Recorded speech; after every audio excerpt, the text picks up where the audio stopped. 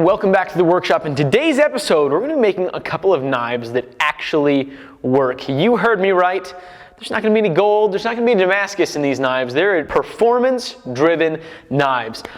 The reason that I need to make these knives is that I'm going to be testing for Journeyman, which is a rating from the American Bladesmith Society. It's something I've been working on for quite a while. Well, actually not working on, waiting on. I joined the American Bladesmith Society 2 years and 9 months ago. So I'll be testing for my Journeyman Smith this year, and in order to do that, you need 6 knives. 1 performance knife and 5 knives for your test set. And your test set is something you bring with you to, in my case, Blade Show Atlanta. I think there's 1 or 2 other shows that you can bring those to. And the performance knife needs to pass through a series of cutting tests and then a bend test. The set of knives, they're checking for fit and finish, straightness, design, all of that fun stuff. So I'm going to be forging out 3 knives today. One of those will be the knife that I bring with me to my friend Mastersmith Josh Smith's shop.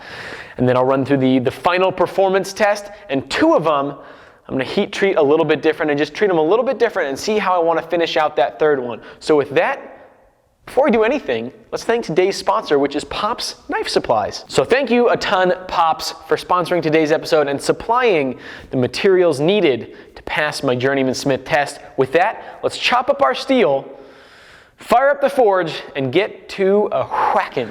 Now the steel I'll be forging these from is Pop's in-house 8670, which is pretty much just a super tough steel. I'm going to start by isolating out the material from my handle or my tang, and once that's all shaped up nicely, I'll move on to forging out my bevels.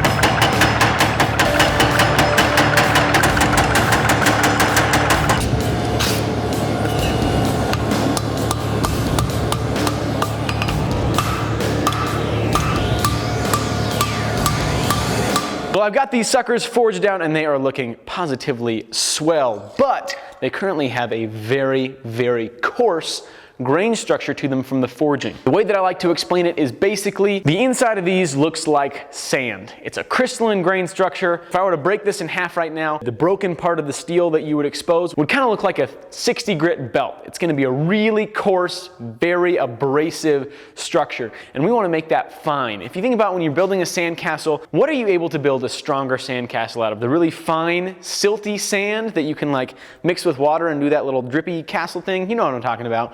Or the really, really coarse sand that you can't really pack together, it just kind of falls apart. Obviously you want the fine sand. It makes it a whole lot easier to build a strong sandcastle if you have that fine grain structure. So we're going to achieve that by using science. In order to do that on these blades, you can do it out of the forge. It's not a huge deal, but since I have the resources available to refine that grain using science and robots, kind of, we're going to throw them in the kiln and let the kiln do all of the hard work. I'm going to program my even heat to take it up to 1700 degrees, and then I'll pull them out and let them air cool.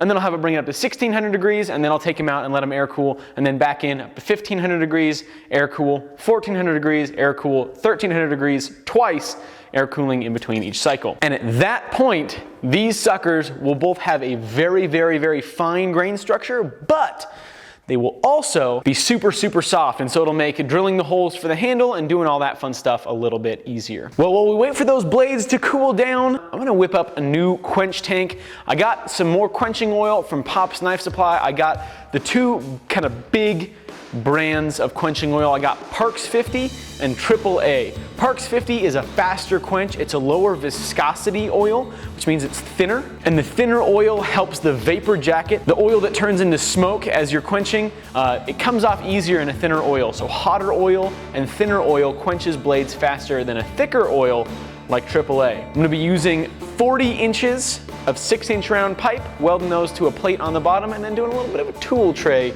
on top, and then filling them up with a little bit of oil so that I can harden these blades. In the meantime, all of the blades cooled down, and I kind of figured out which one I want to be which, and I came to another realization, which is that I'm gonna heat treat all 3 of these, and then I'm gonna test the first one. I'm gonna leave the first one full hardness. I'm gonna run through a dry run of the performance test, and if it does really well, then that's what I'll do on the other one, and I'll keep the third one and I'll finish it out and sell it, so that by the time this video goes live, there should be one of these ready for sale. This will be my performance knife for the actual test. This will be the one that will potentially be for sale, and this is going to be the one that I wreck here in my own shop. So we'll profile and drill pinholes in these guys, and then we'll quench them in the new Quench Tank.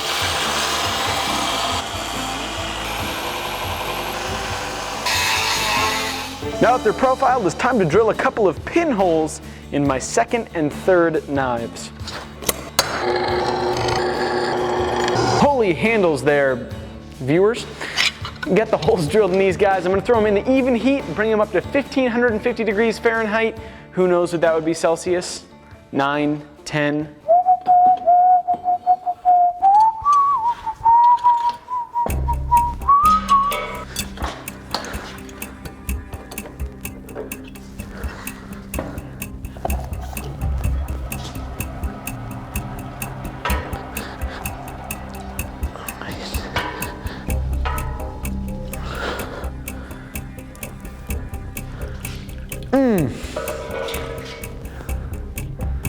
That looks good.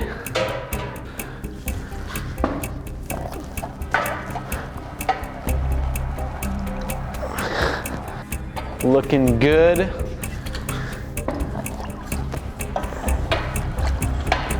Bam. Looking good. Good job, everybody.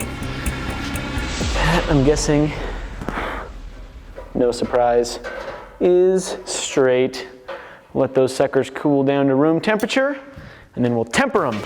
I tempered for two 2-hour-long cycles at 415 degrees Fahrenheit, which should put the steel right at 59 to 60 Rockwell. Now I finished this knife before the other two because I want to make sure there's no drastic changes that I have to make before finishing those guys out. So this guy, the spine is at about 210 thousandths of an inch thick, so it's a little bit thicker, about 10 thousandths of an inch thicker than the other two, and the edge came down to about 12 thousandths all the way along the edge. It's got a nice little convex, rounded edge there, and then sharpened at 1000 grit on a belt. So as it sits, it's currently hair popping sharp. It's already plenty sharp, and the first test for the Journeyman Smith Performance Knife is to cut a piece of 1-inch free hanging rope. Now I couldn't find any 1-inch rope for the test.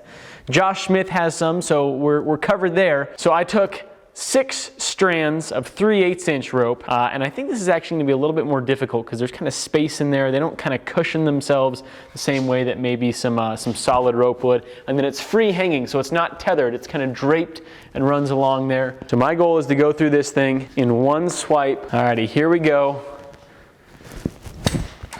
Oh, easy. I'm not gonna lie, I was a little bit worried about that. That was super easy. Now on to chopping up some 2x4s. I need to go through a 2x4 2 times and still have it shave hair. Chop test through 2x4, test 1.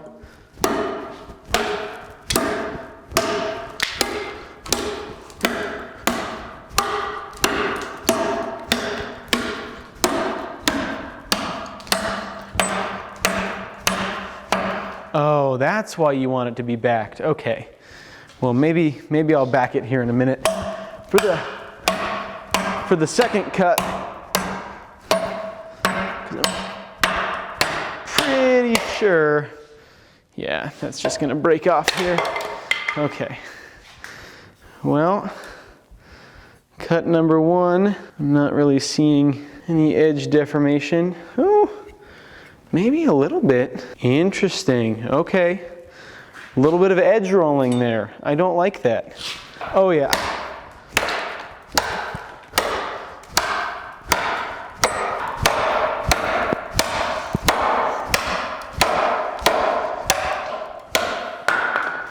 Alrighty. Oh, that definitely deformed this edge a hair. Just that little bit of 2x4 chopping and my edge is rolled. So I'm gonna go back, I'm gonna do a steeper edge geometry, sharpening. I'm gonna retry the rope cut, and then I'm gonna retry my 2x4 chop.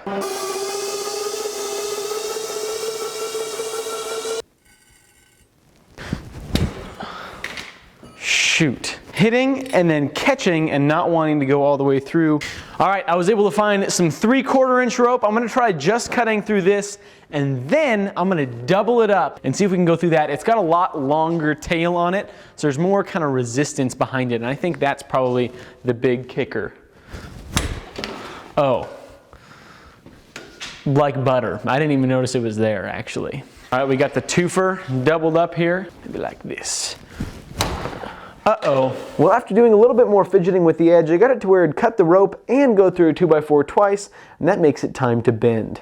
I've got a cheater bar here, I've got my apron on, my face shield, and now some welding gloves.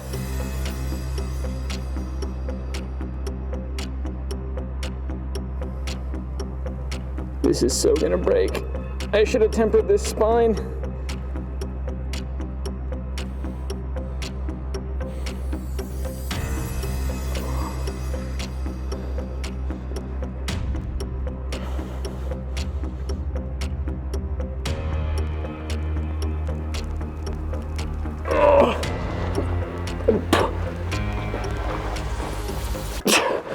All right, that was way past 90. Whew. Well, it felt like it was way past 90. All right, so our knife bent pretty dang good here. We've got probably a solid 25-degree angle or so, but I don't want to stop it right here. I talked to my buddy Dino Tom Franco, who is a mastersmith from down in Brazil, and he recommended bending it back and forth as many times as possible until it actually breaks. So we're going to do that.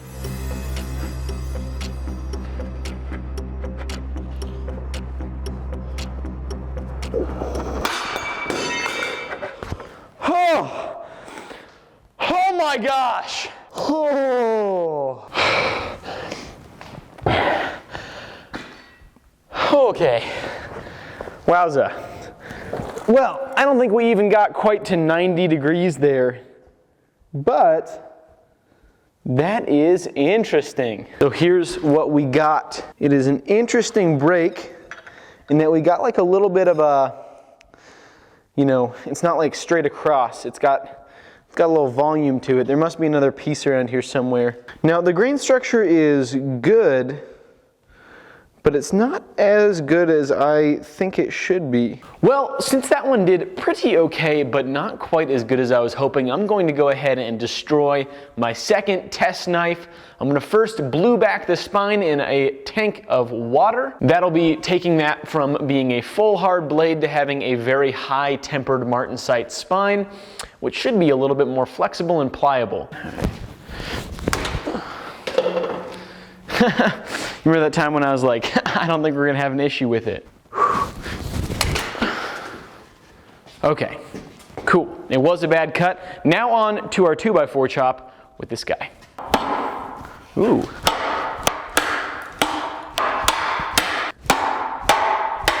We got a little edge deflection. All right, let's just hope this isn't too steep of an edge angle.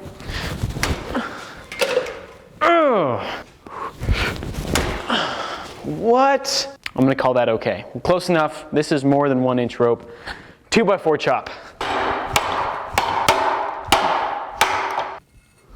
All right, still shaves hair. 90 degrees. This is bending easier, I think.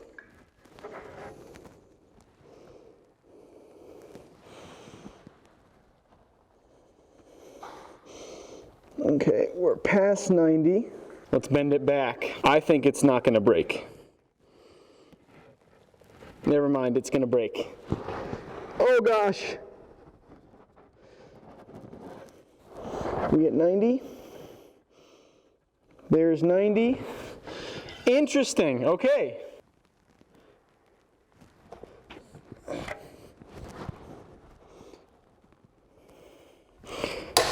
Okay, so we got well past 90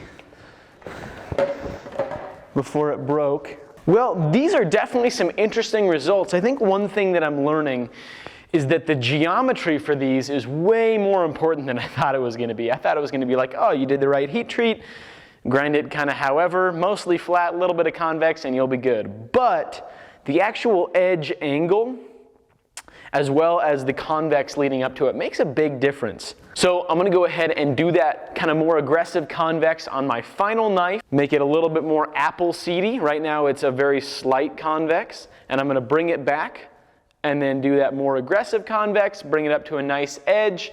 Make sure that it'll go through both layers of rope and do the 2x4 chop. I'm also going to blue back the spine just for a little bit of extra security. And then I'm going to be pretty confident that it's going to pass all the tests by the time I make it to Josh's place. Easy day. Yeah, that totally rolled the edge. Son of a gun. All right, so I've pretty well arrived at the conclusion that I don't think that this knife is hard enough. Now, I don't know if something went up with the quench that I wasn't expecting or if I just tempered it a little bit too hot. But either way, for the sake of redundancy, for redundancy's sake, I think I'm going to be redundant and make up a couple new knives.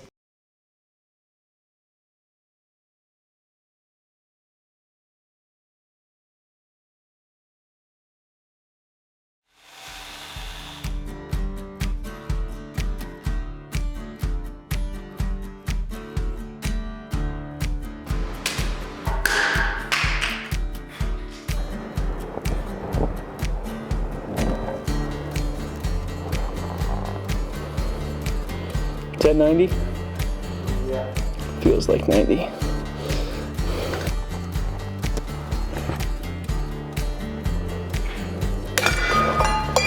Woo!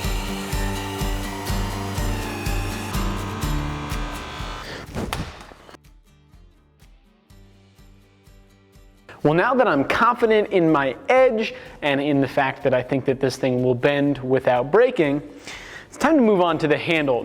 Now, I didn't really think about it, but I got to drill a couple holes. You saw me earlier soften the tang with the torch, so I'll bust a couple of 1/8" holes in there and then move on to making up a black linen micarta handle. First off, tracing out the shape, and then since this has a rounded tang and spine already, what I'll do is get those scales close and then heirloom fit them in, so it'll be kind of like a flowy, schmoey, whatever, you get it. And then I'm gonna rock pattern the outside. So it's not the easiest handle to do, but I really wanted the spine on this to be rounded. That means that there's not gonna be any stress risers there. It's not a hard corner. Not that I think that's necessarily a huge deal, but I wanted it to be rounded anyway. And rounding out the whole tang just meant that it was gonna be a nice consistent theme throughout the whole knife, despite the fact that this thing is immediately going to be destroyed. I still want it to look nice. It's probably going to hang on the wall of my shop for forever.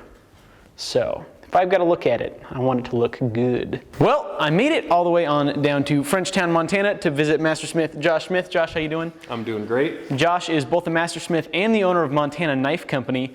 Why'd you call it that?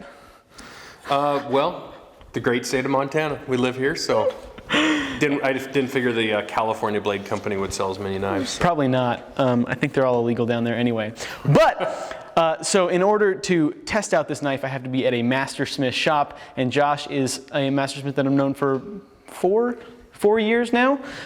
Spent a little bit of time in the shop with him. He's taught me a good bit, and so it's fitting that I get to come here and hang out for a little bit. Josh has all of the rules, everything that we're going to put this knife through before I maybe pass or maybe fail. A lot of pressure. Mm-hmm. I think I'm more nervous than Will is. So no one's ever passed under you before, no, right? Nobody's ever, I've only ever failed dozens of people at this, so no, I've never actually tested anybody. Will is my first. Awesome, I'm excited. So yeah. What do we got rule-wise? What does this thing have to go through? Okay, so the blade has to be no longer than 15 inches in length. We will do some quick measurements just to show that we did it, but this blade's clearly under 15 inches. The blade can only be 10 inches long from the front of the handle to the tip of the blade. Will's well within that, and it can only be 2 inches wide. Mm-hmm.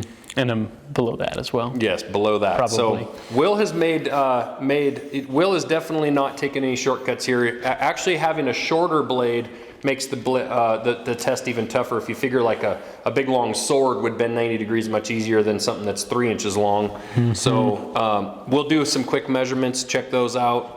document those. And then when Will goes to do the bend test, he has to put 1/3 of the blade in the vise. Generally with a 10-inch blade, it's about 3 inches. We're gonna figure out where 1/3's at on this one. If we put 3 inches of this blade in the vise, we'd be shortening it up quite a bit for him.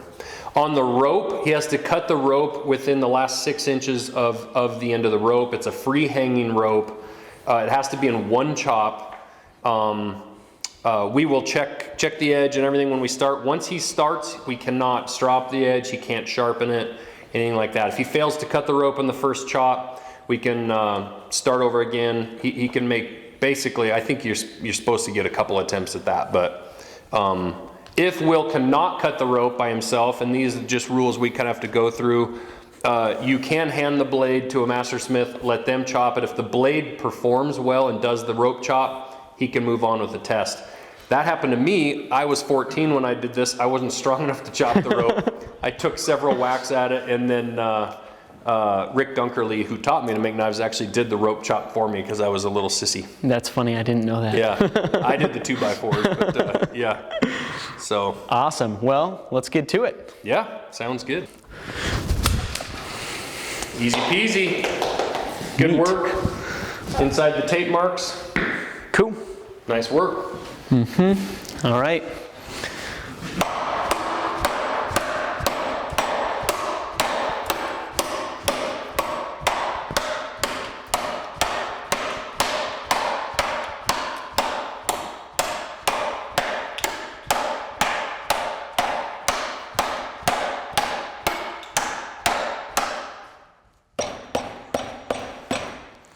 Reverse it?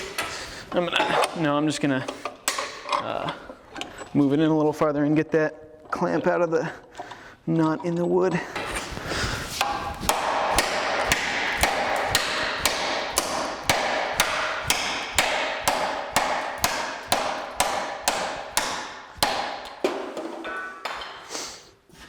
Good work.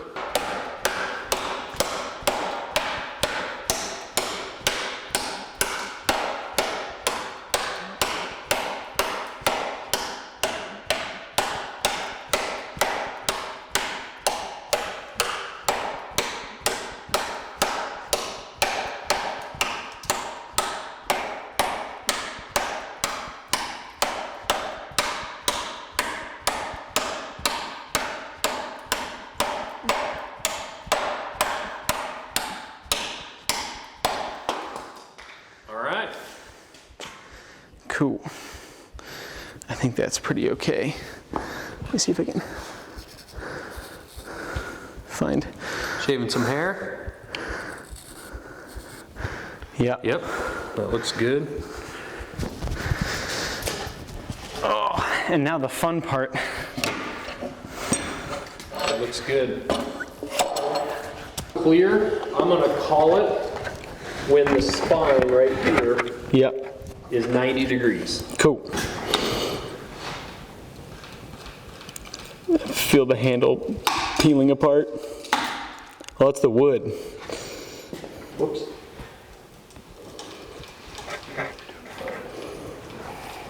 That one's not cutting the blade.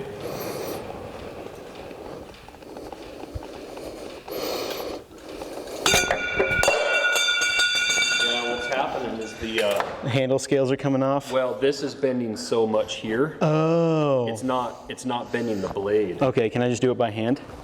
Yeah. I want to make sure we're safe because do you see where it's bending here? Yeah. I was about to stop you because this was like bending all the way over. Okay. I am not concerned about that. Yeah. Don't care Should I about just pop that handle scale off? if you want. Yeah, there we go. Okay. Yeah, because what I'm looking for is this spine right in here to be 90. Yeah. That did scare the absolute bejesus out of me. All right. That's looking better. Just make sure that pipe doesn't flip off and hit you.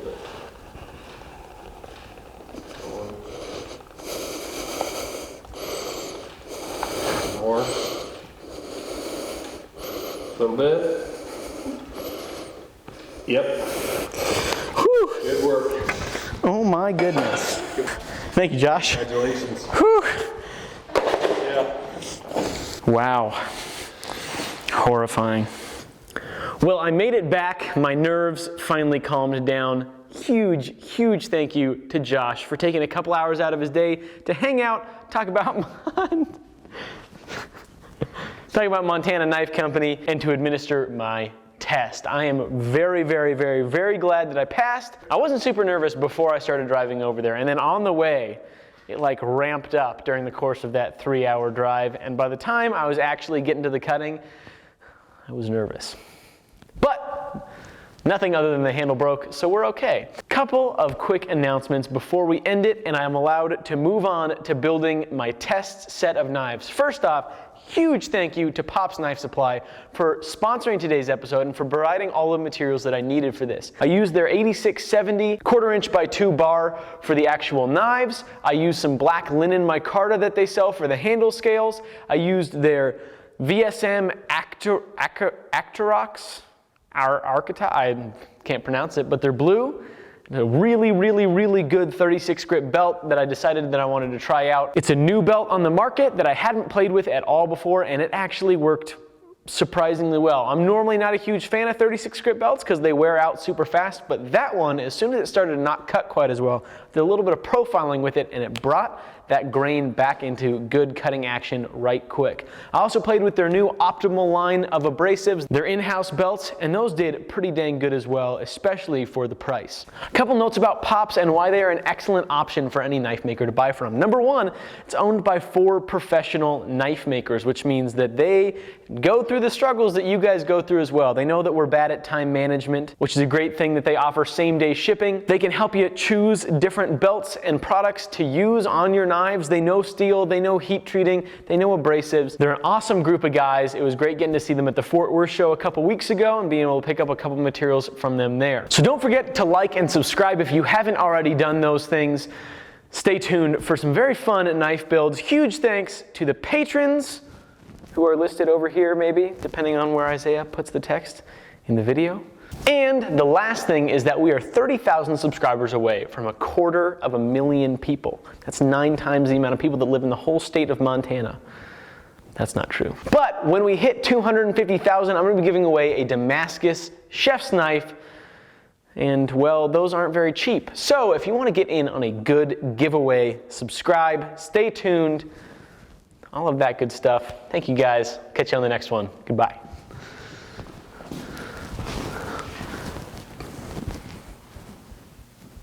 What are you looking at?